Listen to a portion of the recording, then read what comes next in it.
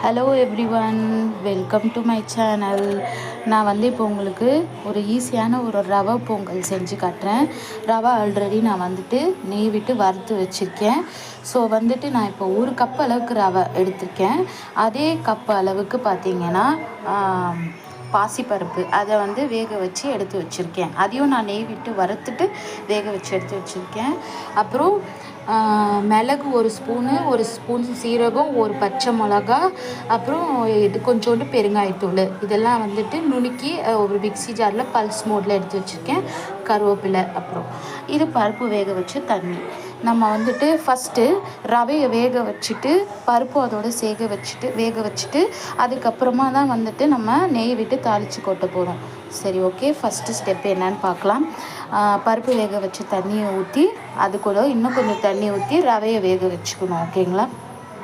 Okay, நான் அந்த பருப்பு வேக வச்ச குக்கர்லேயே இப்போ இந்த கப் அளவுக்கு தண்ணி 3 பங்கு தண்ணி ஊற்றி வச்சுருக்கேன். 3 கப் அளவுக்கு தண்ணி ஊற்றி வச்சுருக்கேன்.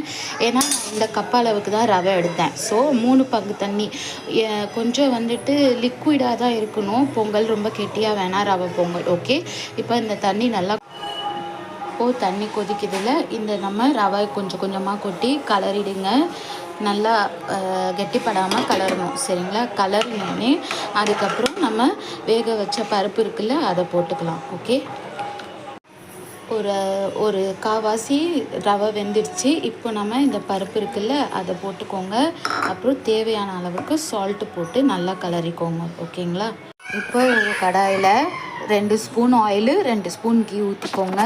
இப்போ நான் என்ன பண்ண போகிறேன்னா, இந்த விஷயம்லாம் இருக்குல்ல, இதெல்லாம் போட்டு நம்ம தாளிச்சிக்கலாம். ஓகேங்களா? ஃபஸ்ட்டு அண்டு கொஞ்சோண்டு பெருங்காயத்தூள் போட்டுக்கோங்க. ஓகே, நல்லா தாளித்து ரெடியாக வச்சுக்கோங்க. இப்போது நான் அந்த இதை தாளித்து கொட்டிட்டேன். ஜீரகம், மிளகுலாம் தாளித்து கருவேப்பிலையும் போட்டு இப்போ ஃபைனலாக கொத்தமல்லி போட்டுட்டு ஒரு கலரிடுங்க. ஒரு 2 மினிட்ஸ் இருக்கணும். ஓகேங்களா?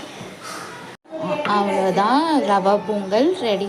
ஈஸியான ரவை பொங்கல் ரெடி. நீங்களும் இதை ட்ரை பண்ணி பாருங்கள் உங்கள் வீட்டில். Okay, bye bye, see you later.